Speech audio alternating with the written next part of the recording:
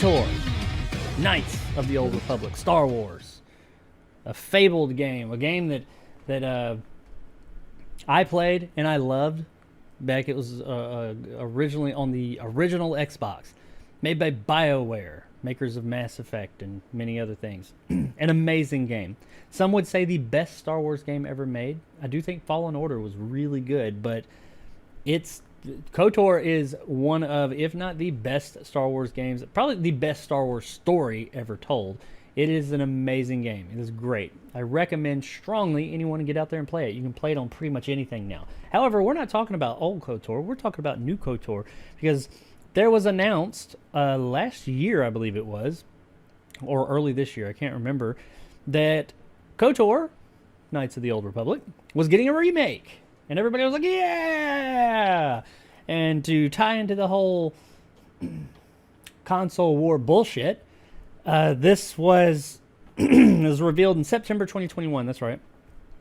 The KOTOR remake has been described as a complete remake by Aspyr Media. The game is scheduled to launch on PS5 and PC.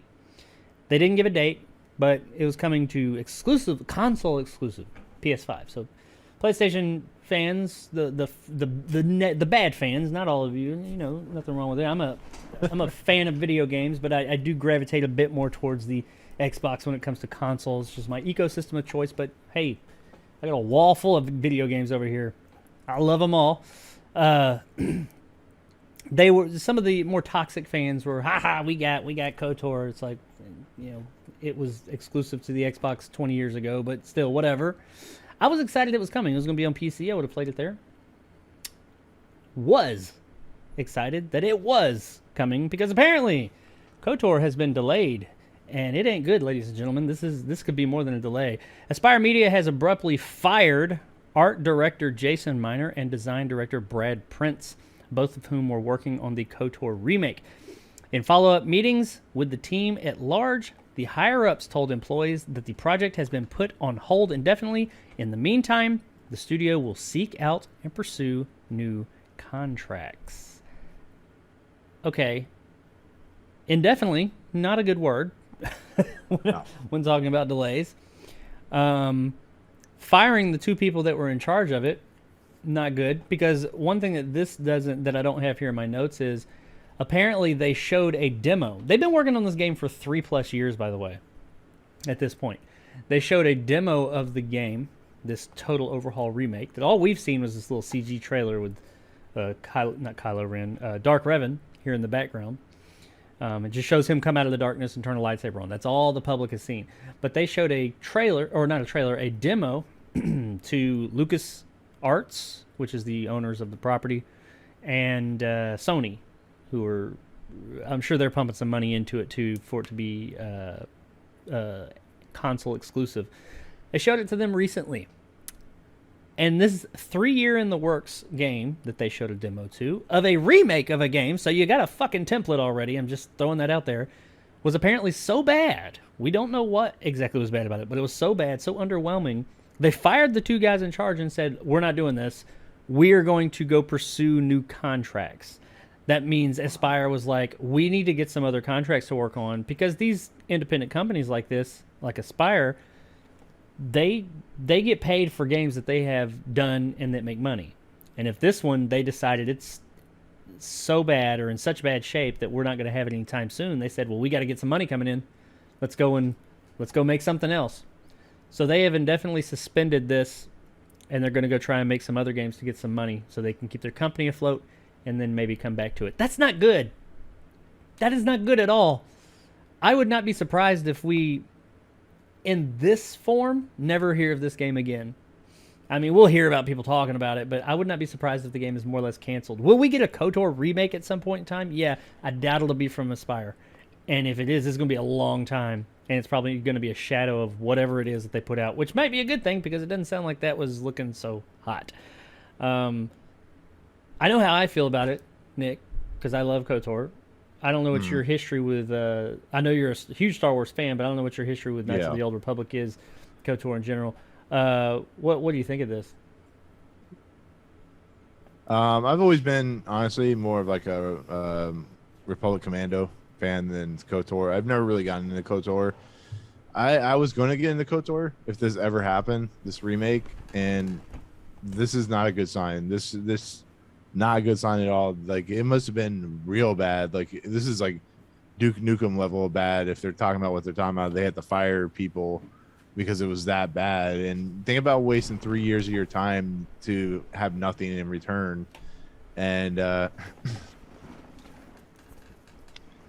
yeah, Yep. I don't know what to say. Not it's good. one of the most baffling things. Is not. I mean, because this happens to games a lot. I mean, games get delayed. They start from scratch on games and all that. But this is a smaller. Sony's not small, but Sony's not making this game. Aspire Media is making this game, and Aspire Media is an independent studio, so they don't have all the money in the world.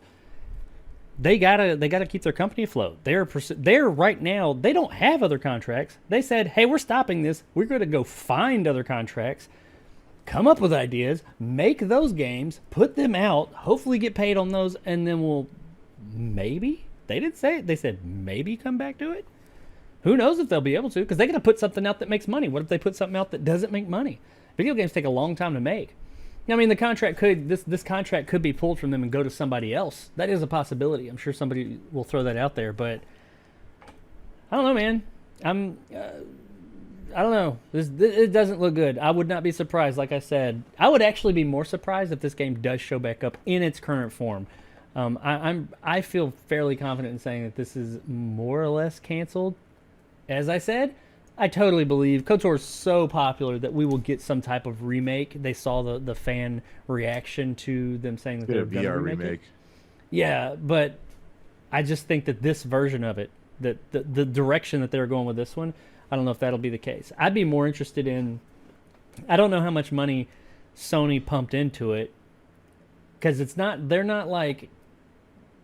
It's not their game. They may not have put any money into it. I don't know. I'm sure they paid something to have it be exclusive, or there's some type of incentive that they gave for it to be exclusive. I'm wondering what happened. Are they not sitting there like, hey, we did, this, where you're not giving us our game? So I do wonder what happens then, because then Aspire's got to deal with that. Like you've made a contract with this company and you're essentially breaking it now. So, and that might be one of the reasons they haven't said it's outright canceled, because that would be breaking a contract, and they'd have to, if they've received money for it, they would have to pay that money back. Maybe it was incentives. Exactly. I don't know. But yeah, it ain't looking good. Once again, there wasn't anything beyond this little super short teaser trailer that just showed Dark Revan, the main bad guy character, walking out of the darkness. I was interested in this though, but I can't really say I'm like too tore up about it, because I mean I've still got the originals right here, so I'm good, because those games are fantastic. I do wonder, man, how do you botch something that bad to where on the spot the two mains get fired and they just more or less cancel the whole goddamn thing right there? I mean, like I said, it's not officially canceled, but this ain't good, people.